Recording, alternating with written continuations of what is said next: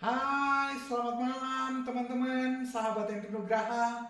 Apa kabar? Kita ada malam ini berjumpa lagi bersama dengan teman-teman.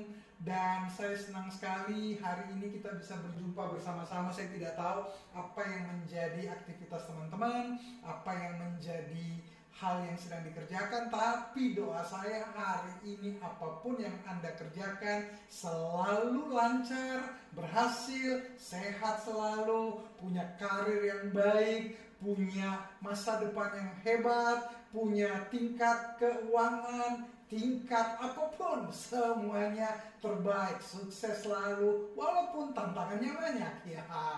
Mau hidup yang luar biasa pasti tantangannya ada ya kan.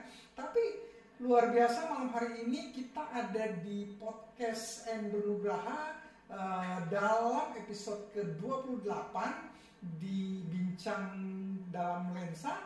Dan malam hari ini saya tidak sendiri, malam hari ini saya ditemani oleh teman saya, Bro Erik Kurniawan. Dia adalah orang yang sangat luar biasa, masih muda, energik, dan sangat luar biasa, punya karir yang luar biasa, dan bekerja di banking industri perbankan, dan sudah cukup lama 7 tahun bergelut di industri perbankan. Dan malam hari ini beliau bersama dengan kita akan ngobrol bersama, kita akan ngobrol tentang pengalaman hidupnya, bekerja di berbagai bank yang berbeda, dan hari ini dia hadir bersama dengan kita. Halo Bro Erik, apa kabar? Selamat malam kok, baik. Selamat malam, luar biasa ya, sehat selalu. Wow. Sehat selalu kok. Nah, Bro Erik, malam hari ini kita bersama dengan teman-teman yang sedang menyaksikan podcast kita, dan ada banyak orang yang menginginkan bekerja di banking industry. Makanya malam hari ini judul kita adalah tantangan di balik karir cemerlang di usia muda. Biasanya kan karir itu kelihatan luar biasa nanti setelah umur 45, 50. Nah, hari ini Bro Erik masih sangat muda tapi karirnya sudah sangat luar biasa. Berapa tahun Bro kerja di industri perbankan? Ya, kurang lebih di dalam banking industri ini saya sudah join di 7 tahunan kok. 7 tahunan. Oke. Selama 7 tahun bekerja di berapa institusi? Di 2 institusi. 2 institusi. Institusi pertama di mana? Boleh disebutkan? Yang pertama saya mulai karir itu di Bank Sinarmas. Di Bank Sinarmas selama? Itu kurang lebih 4 tahun. 4 tahun, kemudian? Saat ini saya masih aktif bekerja di Bank Sulbar, sudah running 3 tahun. Oke, saat ini 3 tahun bekerja di Bank Sulselbar, bank pemerintah ya. Wah, kalau kita bicara antara perbankan swasta dan perbankan pemerintah, culture-nya sama nggak sih? Berbicara culture berbeda kok. Satu sisi kan swasta itu milik pribadi ya, milik owner. Oke. Adapun dia yang TBK yang milik pemegang saham umum. Sedangkan untuk pemerintah ya pemegang sahamnya adalah pemerintah daerah, khususnya pemerintah daerah. Oke. Tapi kalau kita bicara secara culture budaya kerja, di mana letak perbedaan yang paling utama antara bekerja di bank swasta dan bekerja di bank pemerintah?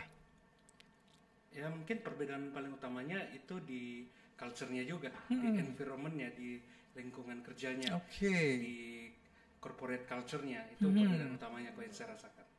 Itu yang paling terasa ya. Apa perbedaannya? Kalau terasa itu perbedaan yang paling utama, kalau misalnya Bro Erik bisa sebutin, apa saja 3 perbedaan yang terasa sekali antara bekerja di bank swasta dan bekerja di bank pemerintah? Yang pertama ya bukan di industri bank aja ya, di perusahaan swasta manapun juga kan, namanya swasta pasti di situ yang pertama adalah kompetisi kita, bagaimana kapabilitas kita. Mungkin apalagi teman-teman yang join di dunia sales, posisi sales, namanya target itu ya kudu mesti tercapai, apapun mesti dilakukan. Betul. mau orang sales ataupun non sales, selalu ada KPI yang harus dicapai ya. Itu kalau di bank swasta. Kalau di bank pemerintah bukannya sama? Ya, di bank pemerintah ada juga. Cuma yang membedakan tadi ya, di situ ada pemegang saham yang profilnya berbeda. Profilnya berbeda. Ya, jadi culture yang dibangun itu sudah berbeda. Kalau swasta memang terukur, maunya profit. Cuma namanya bank pemerintah bukan sekedar profit juga, ada namanya kepentingan dalam pemegang saham, bagaimana kita bisa membantu khususnya untuk daerah dapat bertumbuh dan sebagainya. Berarti bottom line-nya boleh dibilang agak sedikit berbeda ya. Benar. Kalau di swasta bottom line-nya harus mau tidak mau revenue dan profit. Benar. Iya kan, margin tebel. Tujuan didirikan ya itu, cari profit, cari cuan, betul. Sementara mungkin kalau di bank pemerintah ada hal yang lain, goals yang lain, mungkin the social goals-nya juga harus ada, dan environment goals-nya dan lain sebagainya ya. Bagaimana kepentingan kami bisa juga mendukung ini ya, tujuan daripada government. Government, karena kami ada untuk itu. Betul sekali. Nah, kalau kita bicara tentang mekanisme bekerja antara bank swasta dan bank pemerintah, apa hal yang Bro Erik rasa cukup berbeda antara mekanisme pekerjaan di bank swasta dan bank pemerintah? Ya mungkin mekanisme yang pertama ya, kalau di bank swasta itu ya kita harus cepat tanggap, semuanya harus, bahkan kalau bisa akselerasi, semuanya harus terukur, nggak boleh ada wasting time dan sebagainya. Waktu itu sangat berharga sekali ya. Sementara kalau di bank pemerintah, ya bukan berarti waktu nggak berharga juga kalau di bank pemerintah. Cuma tadi yang saya bilang, environment-nya berbeda. Berbeda. Jadi ya terkadang kita harus siap mengikuti apa kebijakan pemerintah. Apalagi kan pemerintah, posisi suatu pemerintahan kan silih berganti kok. Ya. Ganti pemerintah berarti boleh dibilang ganti pemilik nih. Pemiliknya tetap pemerintah, tetapi kan benar. Yang siapa yang menakodai tentu berbeda ketika terjadi pergantian kepala daerah, begitu ya. Bisa jadi perubahan kebijakan juga. Perubahan kebijakan. Sedangkan kalau swasta kan ownernya biasanya jelas itu. Jadi going-nya, sustainability-nya lebih ada. Begitu. Jadi arahnya sudah jelas, tapi kalau di pemerintah ya harus lebih agile, harus lebih dapat cepat beradaptasi. Jadi adaptasinya bukan sekedar dengan kompetitor aja. Perubahan di lingkungan sekitar bukan sekedar itu, tapi bagaimana bisa jadi ada perubahan kebijakan internal karena tadi adanya perubahan kepemilikan itu. Oke, berarti aturan bisa berubah karena kebijakan berubah, dan kebijakan itu berubah karena si nahkodanya mungkin berubah gitu ya. Nah, kalau kita bicara tentang karir, apakah di bank swasta dan di bank pemerintah karir path-nya kurang lebih sama, ataukah ada hal yang cukup signifikan yang Bro Erik lihat selama ini? Ya, tapi mungkin sebenarnya saya nambah juga tadi perbedaan ya swasta dengan pemerintah. Sebenarnya satu sisi walaupun bank pemerintah bukan yang profit aja ya, tapi satu sisi kita bisa lihat bahwa dengan adanya bank pemerintah itu bisa mendukung banyak program pemerintah yang pada akhirnya akan berdampak juga sebenarnya ke masyarakat. Terus yang kedua tadi mengenai karir path, kurang lebih namanya bank karir path-nya hampir sama. Karir path-nya hampir sama. Cuma mungkin yang membedakan sekali lagi tadi environment-nya, kepemilikannya. Kalau di swasta kan jelas kita harus bukan hanya sekedar mencapai apa yang menjadi target, tapi kita harus melebihi itu, kita harus achieve more. Sedangkan kalau di pemerintah kita nggak boleh hanya sekedar melihat KPI, tapi bagaimana kita dapat mendukung kebijakan pemerintah juga. Nah, Bro, sekarang kan kebanyakan Gen Z ya, generasi Z, mereka kan pengennya hidup yang santai, kerjaan yang santai, tidak banyak, tapi gajinya luar biasa tinggi, sering-sering healing, lama-lama hilang juga. Nah, dengan persaingan yang sangat ketat seperti sekarang, bagaimana Bro Erik melihat keinginan orang-orang atau generasi Z ini, Gen Z ini yang pengen hidup santai, kompetisi rendah, tetapi boleh dibilang di industri manapun saat ini, kompetisi itu kan sangat ketat sekali. Benar. You tidak perform, disambar sama orang lain, ya kan seperti itu. Nasabah tidak di maintain dengan baik, tiba-tiba kompetitor masuk, harga ya kita bisa bicarakan lah, kasarnya kan seperti itu. Nah, bagaimana Bro Eric lihat kinerja teman-teman di generasi Z ini, apakah memang santai itu adalah hal yang oke atau it's not okay menurut Bro Eric? Ya kalau menurut saya kok ada beberapa prinsip yang saya pegang. Satu-satu prinsip dasar ya, lu mau makan ya lu harus kerja. Setuju. Karena kepercayaan saya, yang saya yakini itu. Jangan cari makan kalau udah mau kerja gitu kan. Saya percaya bahwa kalau kita hanya ibaratnya malas aja, angkat kaki aja, nggak mau kerja apa-apa. Bagi saya kan bukan Tuhan. Tapi kalau saya melihat itu aja, pasti saya lebih mau memberikan kepada orang yang giat bekerja. Betul. Jadi yang pertama ya saya percaya kita harus rajin ya. Okay. Di samping ya lepas kita umat beragama apapun pasti berdoa kepada Tuhan. Betul. Tapi di samping itu ya hasil doa kita itu terlihat lewat bagaimana kita bekerja, etos kerja kita. Setuju sekali. Yang kedua saya percaya juga yang namanya extra mile. Bagaimana kita bekerja itu bukan sekedar karena upah kita. Betul. Sambil contoh, mungkin upah kita saat ini 5 juta. Jadi kita hanya memberikan effort untuk gaji 5 juta.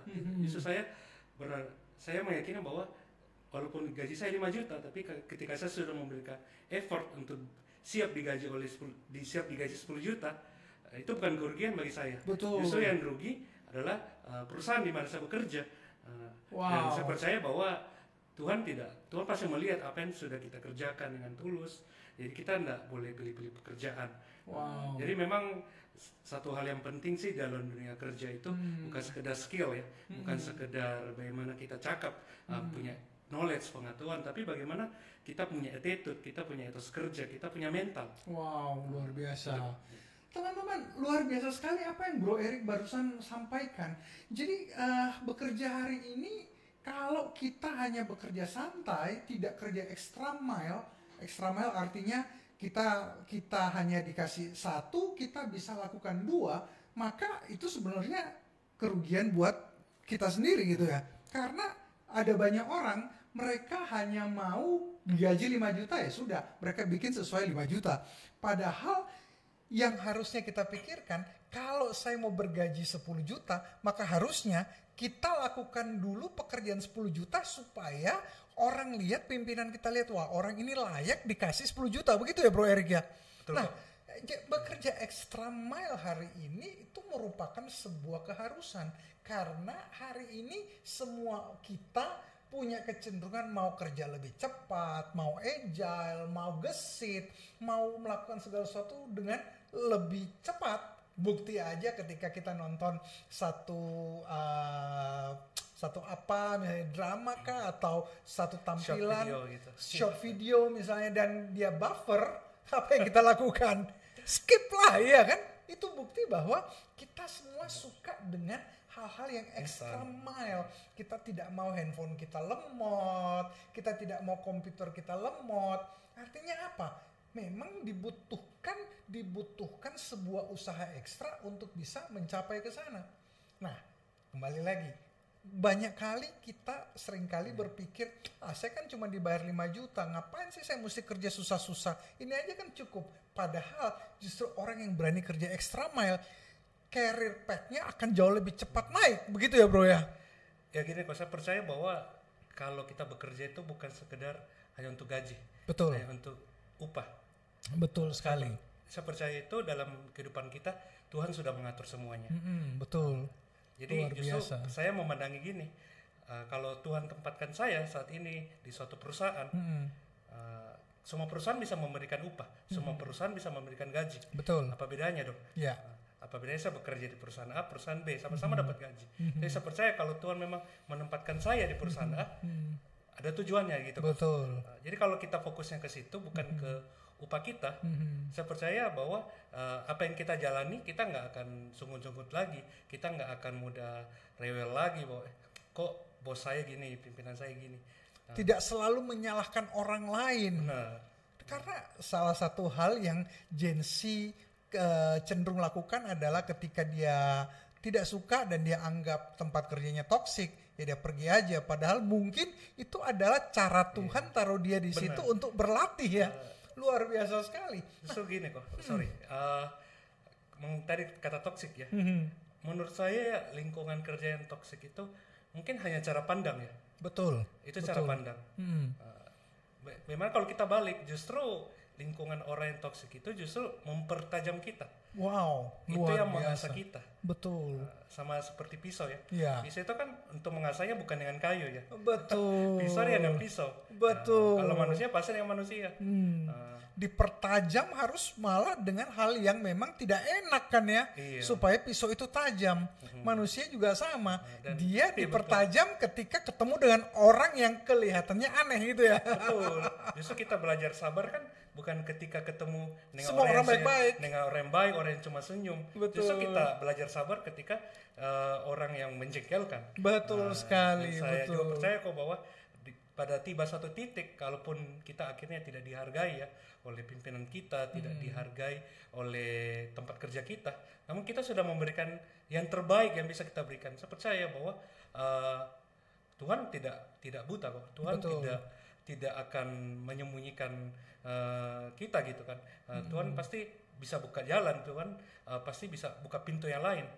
Justru ini adalah tempat di mana kita dipersiapkan pada suatu momen, pada suatu waktu ketika kita sudah siap.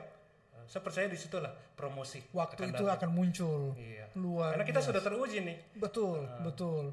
Jadi teman-teman sekalian, siapapun yang sedang nonton podcast kami hari ini, kalau Anda berpikir, ya ngapain sih saya mesti kerja susah-susah? Berarti kita yang menghentikan karir kita sendiri. Kita yang mematok jalan kesuksesan kita. Begitu ya Bro Erik ya? Benar. Karena mana yang duluan? Kita digaji sebagai direktur dulu atau kita belajar apa sih yang dibutuhkan? Kapasitas apa yang dibutuhkan untuk bisa menjadi seorang direktur? Betul ya? Betul. Teman-teman mau jadi manajer, pilihannya adalah belajar untuk jadi manajer sekalipun belum ditunjuk, belum digaji sebagai manajer, tapi sudah mulai punya kualifikasi manajer, belajar managerial skill, belajar leadership skill dan lain sebagainya, atau tunggu aja nanti kalau saya sudah jadi direktur baru saya belajar. Nggak akan pernah, tidak akan pernah jadi direktur lah ya. Sudah telat. Sudah telat, betul. Jadi teman-teman malam hari ini apa yang di-sharingkan oleh Bro Erik luar biasa sekali loh.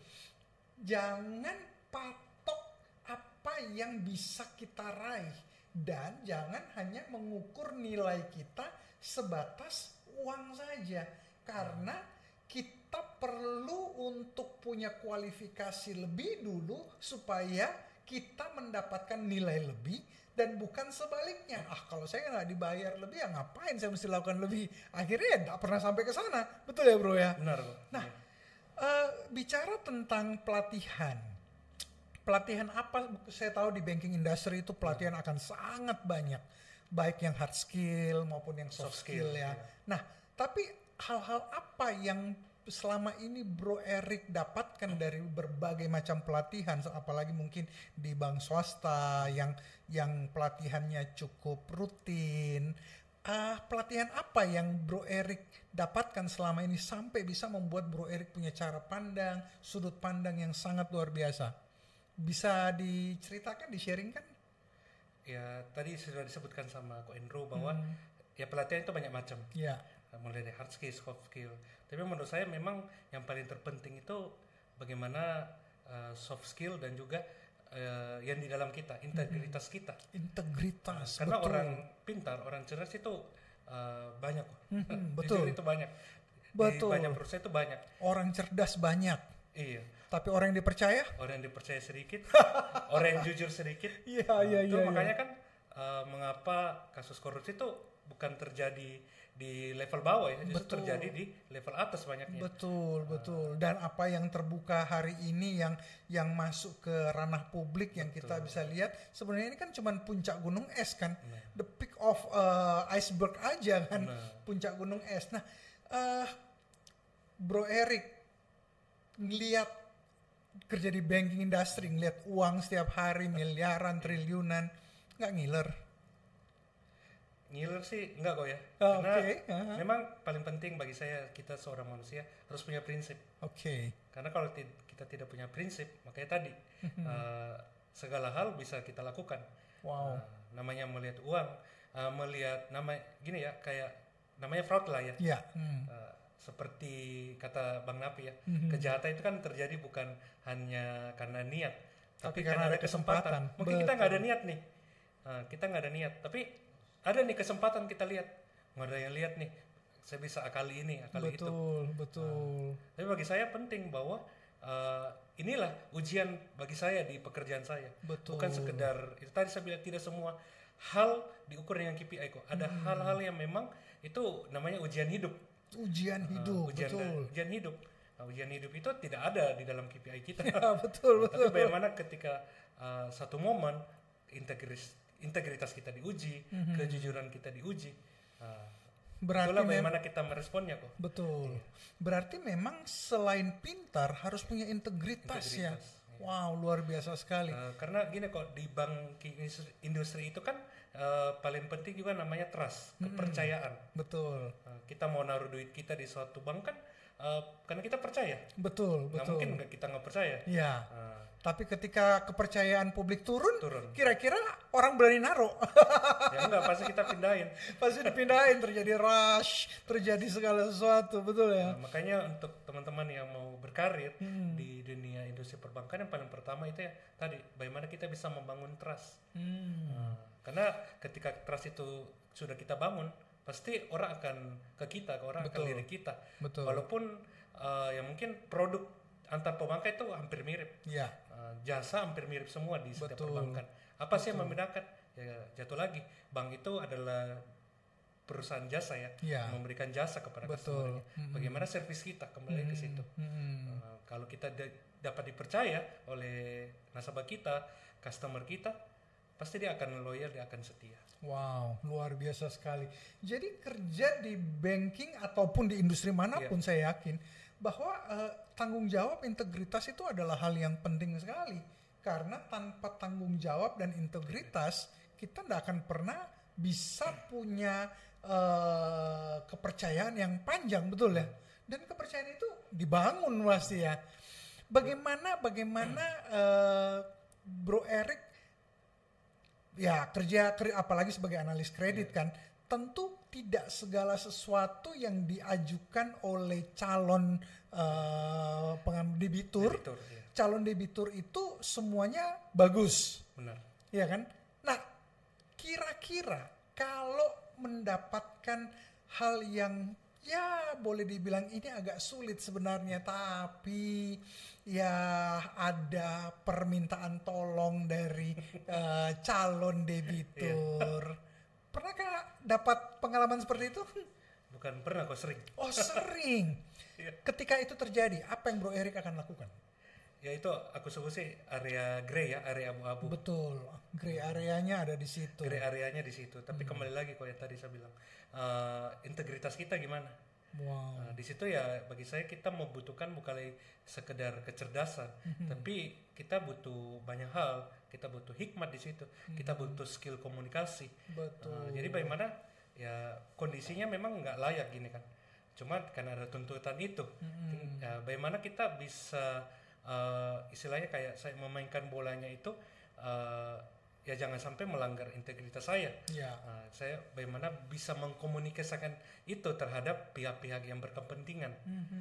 Dan so far sih sampai sejauh ini ya dengan saya belajar coba komunikasikan, saya coba sampaikan gini-gini loh. Ada strength point-nya, ada weakness point-nya. Saya paparkan risikonya ini loh. Jadi selalu kita bisa cari win-win solusinya, kita bisa cari apa sih jalan keluar terbaik. Jadi jangan takut dulu nih ada tuntutan atau ada apa. Tapi segala hal saya percaya Tuhan sudah taruh potensi itu dalam diri kita. Tinggal bagaimana kita mengembangkan. Tinggal bagaimana kita mengembangkannya. Wow, luar biasa sekali. Dan kalau boleh nambah dikit tadi terkait integritas, itu sih bisa kita mulai dari hal-hal kecil. Mulai dari misalnya nih janjian rapat aja di kantor. Banyak kan rapatnya jam 9 nih, datang aja setengah 10 kali molor.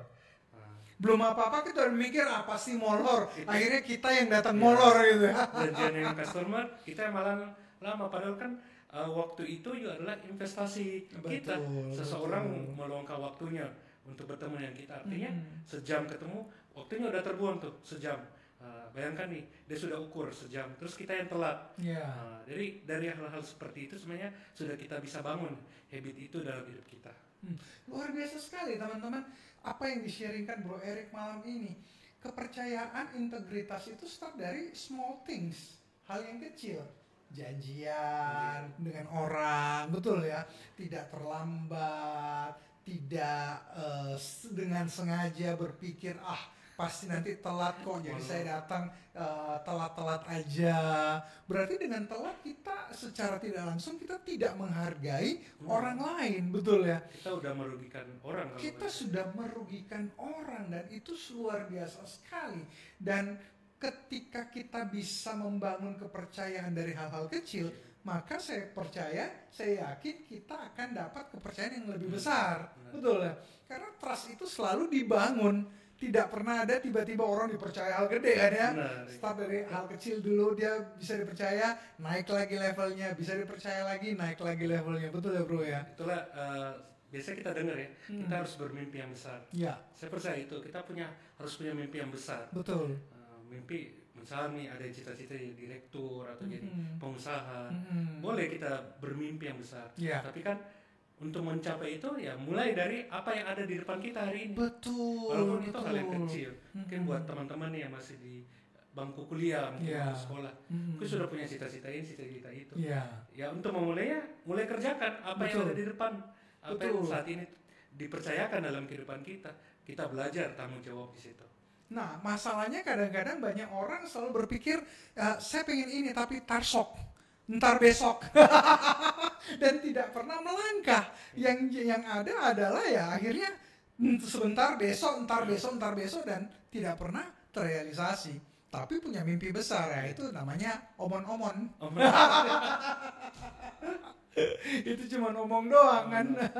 Tapi tidak ada actionnya. Nah, Bro Eric sebagai analis kredit mungkin bisa share sedikit ke teman-teman kita yang mungkin banyak UMKM yang sedang nonton, yang sedang butuh pendanaan misalnya.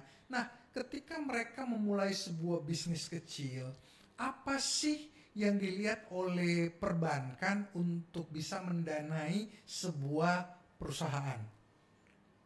Kira-kira apa saja kriteria yang teman-teman UMKM, kalau yang gede-gede sudahlah, dia kan pasti punya aset, punya tanah, punya gedung, punya ruko, punya rumah. Tapi mungkin yang kecil-kecil nih, mereka start dengan apa adanya, bisnis masih belum seberapa, omset mungkin baru 10-20 juta.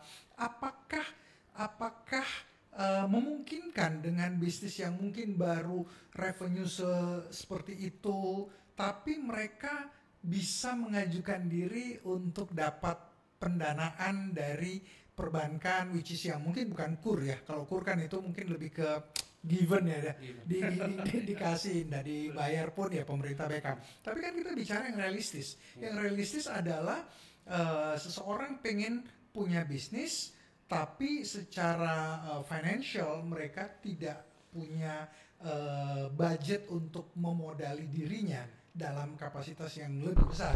Nah, apa sarannya Bro Eric sebagai orang bank, khususnya sebagai analis kredit untuk teman-teman UMKM?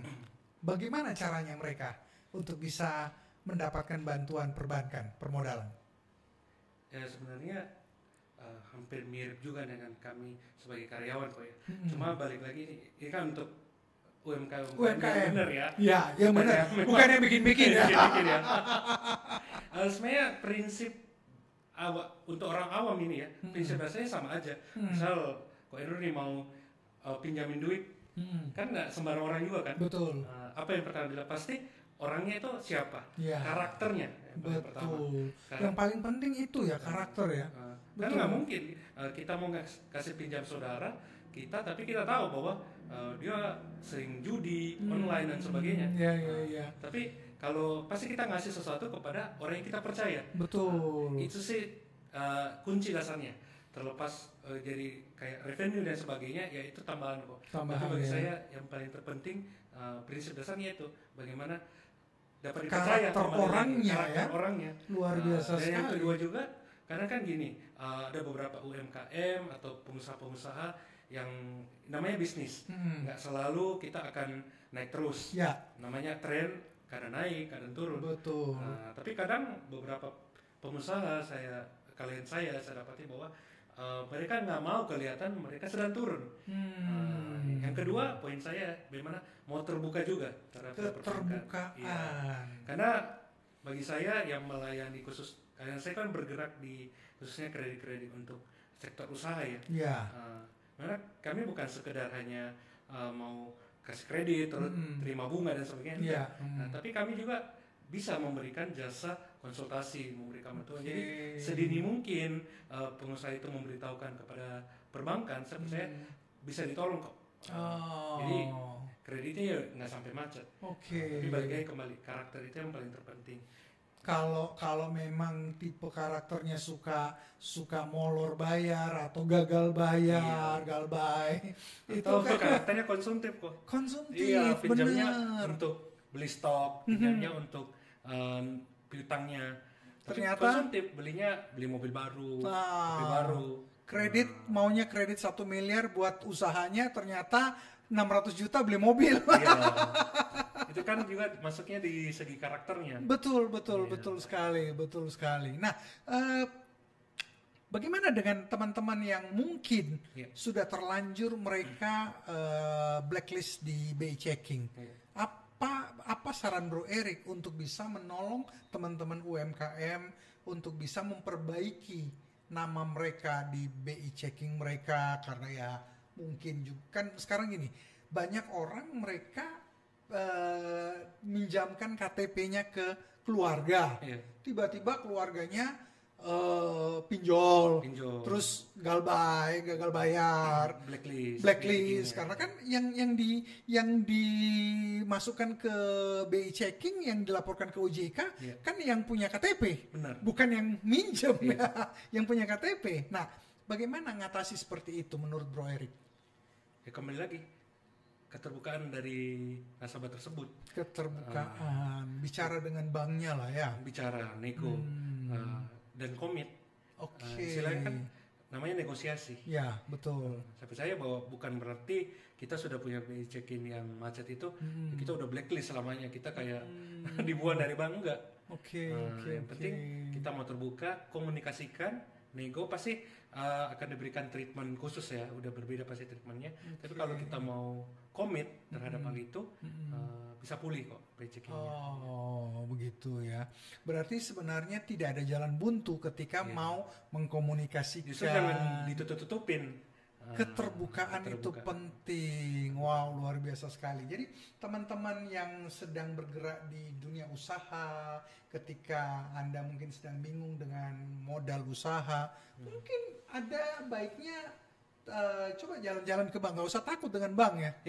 Belum tentu di-approve ya, belum tentu disetujui, tapi paling tidak mulai lihat, sudut pandang bank itu seperti ini, mereka cara ngelihatnya seperti ini, laporan keuangan itu seperti apa. Karena apakah bank bisa memberikan kredit untuk jenis usaha yang tidak punya laporan keuangan? Pastinya nggak bisa, karena kan laporan keuangan itu ya mencerminkan keuangan suatu debitur, keuangan suatu pengusaha. Betul sekali. Berarti memang laporan keuangan itu perlu untuk dibuat, perlu untuk dilakukan. Cuma mungkin kadang kan biasa gini kok, kalau kita minta dokumen dan sebagainya, pengusaha rasanya ribet ini itu. Cuma kan satu sisi ya itu, kita berbicara bisnis juga kan, perbankan. Betul. Kembali lagi yang tadi, nggak mungkin kita mau kasih pinjam saudara kita kalau kita tahu karakternya buruk. Betul. Ibaratnya kan gini, nasabah itu kita belum kenal. Misalnya beda kalau kita sudah kenalan 5 tahun, beda pasti dengan temannya baru kenalan 1 tahun. Sudah ada histori. Betul. Betul. Saya ya ilmunya hampir mirip lah sebenarnya. dengan ilmu kita sehari-hari dalam hidup. Betul. Berarti saran Bro Erik untuk teman-teman UMKM, mungkin mulai sekarang buatlah pencatatan keuangan, laporan keuangan masuk, keuangan keluar, itu aja dulu ya. Karena kalau itu ada, mungkin ketika satu hari butuh untuk mendapatkan pendanaan dari bank, itu kan akan terlihat ya. Benar. Betul ya. Rekening koran apa semua perlu diperhatikan. Karena bagaimanapun ya perbankan butuh namanya evidence ya, butuh bukti. Nggak sekedar ya kita datang di bank, omset saya 1 M nih sebulan. Ya. Kan nggak mungkin juga kita pihak perbankan percaya, kan harus kelihatan di rekening korannya di mana. Nah, jadi minimal seperti itu. Dan juga mungkin tambahan juga ya, kadang UMKM juga ada yang mau langsung gede juga. Sama seperti kita ya karyawan, kayak cita-cita langsung mau posisi yang besar, jadi manajer, nggak mau dari bawah. Iya, karena ada UMKM juga kayak mau langsung pinjam yang besar, padahal ya Bank menilai belum ada kemampuan di situ. Ini nggak apa-apa, kita semuanya mulai dari pinjaman modal usaha yang kecil, tapi ketika kita bisa membuat itu growth, itu more better sih. Begitu ya. Berarti start dari small aja, nggak apa-apa. Lama-lama diatur sedemikian rupa, laporan keuangan dijaga ya kan. Tapi yang real aja ya, nggak usah dibikin-bikin. Karena saya walaupun mungkin ya bisa jadi ada oknum-oknum ya yang nakal memanipulasi angka dan sebagainya, walaupun mungkin yang pertama kali nggak kedapatan. Tapi saya percaya satu waktu pasti ketahuan. Karena nggak akan bisa disembunyikan. Kan beberapa kasus startup ya, yang sempat viral beberapa tahun memang sempat disembunyikan. Tapi lewat auditor eksternal saya tidak ketahuan, betul. Tapi pada waktunya kan akhirnya juga ketahuan. Akhirnya gelembungnya meletus juga. Iya, nah itu kan lebih membuat rugi ya pasti seorang pengusaha. Betul. Yang lakukan rugi, investornya juga rugi, everybody lose lah ya. Jadi saya Bro Erik, terakhir sebelum kita tutup, apa sih pesan-pesan Bro Erik buat teman-teman yang mau berkarir di perbankan, di banking industry, karena kan kelihatan banking industry itu keren, ya kan? Mungkin sebagian kalau bank swasta mungkin sekarang sudah lebih santai ya, lebih casual pakaiannya, tetapi mungkin kalau bank pemerintah masih lebih formal. Tapi di balik itu semua kan dengan berjalannya waktu orang sekarang mau lebih casual. Tapi bukan soal itunya. Keinginan orang untuk masuk di banking industry itu cukup banyak. Tetapi boleh jujurkah kepusingannya apa sih, Bro? Kerja di banking industry. Ya, setiap pekerjaan kan pasti ada stresnya masing-masing. Iya. Kalau di banking industry kan terbagi lagi kok, ada beberapa bagian ya. Ada operasional, ada layanan, ada bisnis. Kebetulan saya masuknya di ranah bisnis. Kalau operasional pasti beda lagi nih target dan beban kerjanya. Kalau di bisnis ya pasti bagaimana kita membuat bisnis itu growth. Iya, betul. Jadi buat teman-teman yang tertarik masuk di bank ya sama seperti suatu pepatah ya, don't judge book by the cover. Betul. Mungkin kelihatan orang-orang perbankan pakaiannya selalu rapi, outfitnya selalu oke lah. Kan belum tentu. Pikiran kita udah putar-mutar nih. Stresnya lain ya. Iya, karena pasti di bidang industri itu kita banyak mikir. Apalagi di bidang usaha gitu kan. Di bidang analis kredit. Karena kita harus namanya tiap hari melakukan analisa ya. Kelayakan, bermain dengan angka dan sebagainya. Salah satu juga yang kedua, tantangan bagaimana kita mengatur mood kita ya, kalau menurut saya ya. Karena kan tidak selalu juga, kadang di rumah ada masalah, terus kita harus ke kantor, harus ketemu nasabah, customer, harus senyum, padahal hati lagi hancur, hati lagi guna-gulana. betul. Itu tantangan juga bagi orang, karena kembali lagi kita bergerak di bidang jasa. Orang juga nggak mau peduli dengan kita lagi ngapain, kita lagi hati lagi hancur-hancuran. Ketemu nasabah harus enjoy, harus smile, harus ceria, betul ya? Kemarin habis nonton tim kesayangan kalah. Iya. Habis berantem sama istri, betul. berantem sama keluarga, kita kan nggak tahu kehidupan masing-masing. Betul. Tapi bagaimana ketika kita masuk di dalam pekerjaan kembali, memang kita harus tetap sustain di situ, harus tetap memberikan yang terbaik. Apakah itu yang disebut dengan profesional? Menurut saya iya. Profesional itu ya bukan hari ini lagi mendung nggak mau kerja, enggak. Betul. Apapun kondisi keadaan kita, profesional adalah ya kalau kita di kantor lupakan urusan di rumah, lakukan yang terbaik yang seharusnya di kantor. Bertanggung jawab ya. Betul sekali. Jangan bawa urusan di rumah ke kantor gitu ya. Atau sebaliknya, urusan kantor dibawa ke rumah. Harus balance. Betul. Nah, teman-teman sahabat Hendro Nugraha, malam hari ini ada banyak hal yang kita bisa belajar dari Bro Erik. Kita belajar tentang integritas, kita belajar tentang rezeki itu tidak datang untuk orang malas. Kita belajar bahwa dipercaya itu butuh proses, butuh waktu, start dari hal kecil. Wow, banyak sekali. Belum lagi tadi sedikit saran buat teman-teman UMKM, luar biasa sekali. Nah, teman-teman, saya hanya ingin katakan ini. Semua kehidupan pasti punya tantangannya masing-masing. Semua pekerjaan punya tantangannya masing-masing. Kelihatan Bro Erik bisa santai, bisa senang, hidup sebagai banker, punya karir yang kinclong di usia yang masih muda. Tapi di balik itu semua tentu ada tantangan, ada hal yang perlu dilakukan. Integritas itu penting, tanggung jawab, tidak mudah menyerah, kadang-kadang di pressure dengan situasi, tapi perlu bijaksana dan punya communication skill yang baik. Wow, itu luar biasa sekali. Karena ketika kita ingin berhasil dalam kehidupan dan karir kita, maka pasti kita harus melewati hal-hal seperti itu. Tidak mungkin, tidak ada, saya selalu mengatakan ini bro, tidak ada pekerjaan yang menyenangkan terus. Betul. Tapi juga tidak ada pekerjaan yang menyedihkan terus. Betul ya? Kalau kita cuma mau bilang pekerjaan ini tidak enak, loh, somehow pasti ada yang menyenangkan, ya kan?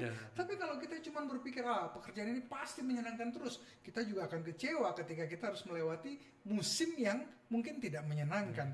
Karena ya life must go on, hidup harus selalu berjalan, either dia lagi menyenangkan ataupun tidak menyenangkan.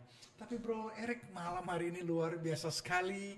Terima kasih buat sharingnya. Saya percaya apa yang di-sharingkan oleh Bro Erik sangat bermanfaat buat teman-teman, buat kita semua yang menyaksikan program ini. Dan saya yakin sekali apapun yang kita hadapi, apapun tantangan hidup kita masing-masing, selalu berharap karena ada jalan keluarnya di balik segala sesuatu. Anda mau jadi banker seperti Bro Erik, silahkan. Tapi ada harga yang harus dibayar, betul ya? Ada perjuangan, belajar yang tidak berhenti, training yang harus diikuti. Walaupun mungkin kadang-kadang training ikut jalan-jalan juga ya. Itu namanya bonus kok. Itu bonus. Tapi tekanan, ngadepin angka, ngadepin customer, nasabah, ngadepin atasan, dan lain sebagainya. Itu adalah dinamika kehidupan. Mau mencapai puncak karir ya harus berani ngelewatin hal seperti itu. Terima kasih Bro Erik. Malam hari ini senang sekali kita bisa berbagi bersama-sama buat teman-teman di sahabat Hendro Nugraha di podcast Bisa. Akhir kata saya ingin katakan tetap semangat dan jangan pernah menyerah karena apapun yang terjadi selalu ada jalan keluarnya. Ingat, kita tidak dilahirkan sebagai orang gagal tetapi sebagai pemenang. Saya Hendro Nugraha bersama Bro Erik dan seluruh tim yang bertugas mengucapkan sukses buat teman-teman semua. Thank you, Pak.